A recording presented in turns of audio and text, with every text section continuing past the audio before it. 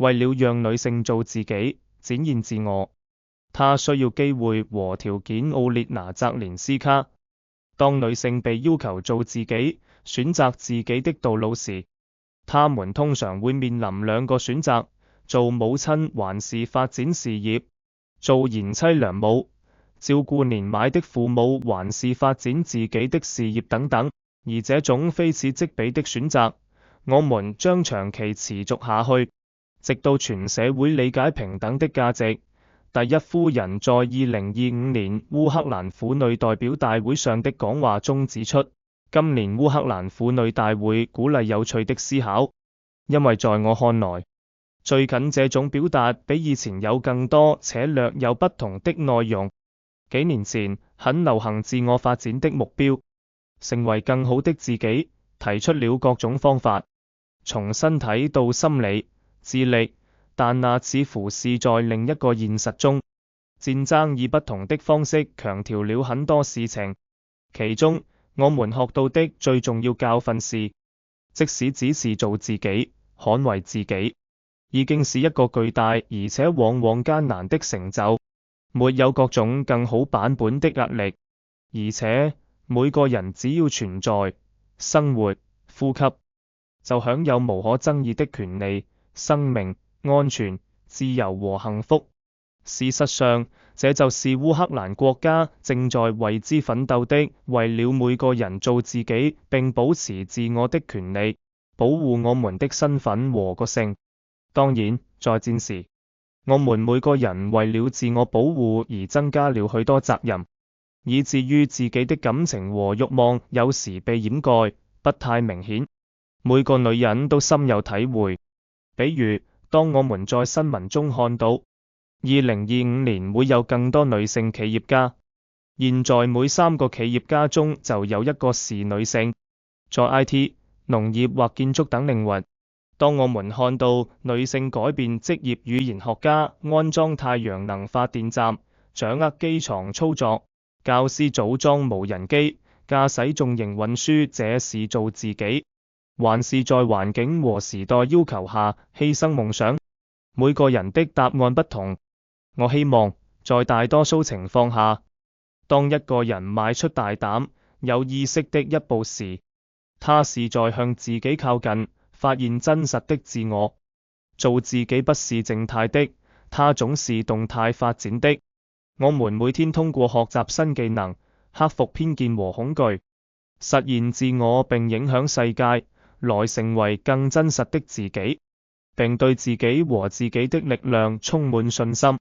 根據世界經濟論壇的最新統計，2025年，全球實現了自新冠疫情以來最佳性別平等指標，全球性別差距指數閉合率達到 68.8%。此外，烏克蘭在該指數中上升1位，排名第62位，已閉合 73% 的性別差距，即國家已成功克服了這些不平等。但同時，全球女性領導職位數量在穩步下降，這是普遍趨勢。在我們烏克蘭，我們清楚自己的挑戰。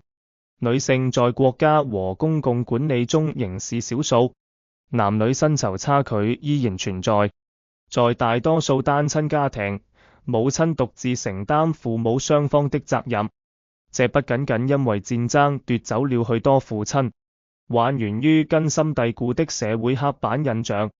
很大一部分女性因家庭責任而無法外出工作，但我們都知道，這所謂的不工作其實是艱苦的無償勞動，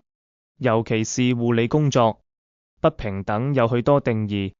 其中之一就是它阻礙我們實現潛力。因此，當社會禮貌地允許女性做自己，選擇道路時，實際上往往強迫他們做出非此即彼的選擇。做母親還是追求事業，做賢妻、照顧老人還是發展生意，諸如此類。我們還將長期面對這種困境，直到整個社會不只是男人。我們在性別平等討論中常呼籲他們，也包括女性自己，允許大家擺脫刻板印象，直到社會真正理解平等的價值。我們希望為女性創造更多機會，比如工作場所提供可靠的幼兒園、親子友好的辦公室、安全學校配備防空洞。父親們有意識地分擔育兒，而非只是幫忙，而是真正分享父母責任。是的，為了讓女性乃至任何人做自己，展現自我，與國家和社會分享才華，她們需要實際的機會和條件，再加上自身的抱負和發展願望。前幾天，我參加了首屆無障礙大使會議，這些志願者在公益基礎上推廣無障礙社會理念，其中絕大多數大使是女性。他們已忙於公共和個人工作，現在又肩負新使命，在另一個維度選擇做自己，為人權奮鬥，讓周圍生活更美好。